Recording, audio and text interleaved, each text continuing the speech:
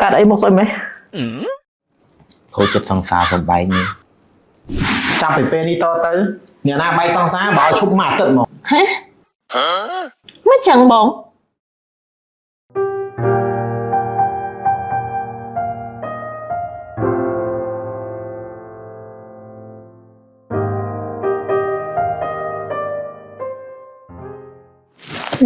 កាត់អីមកស្អុយម៉េះខូចចិត្តសង្សារសំបែងនេះបងអូននឹងតទៅចូលសុយទឹកហើយបានស្រីលេងបោកចាប់ពីពេលនេះតទៅអ្នកណាបែកសង្សារបើឲ្យឈប់មកអាទិត្យមកហ៎មិនចឹងបងខូចចិត្តចឹងធ្វើការមិនមានប្រសិទ្ធភាព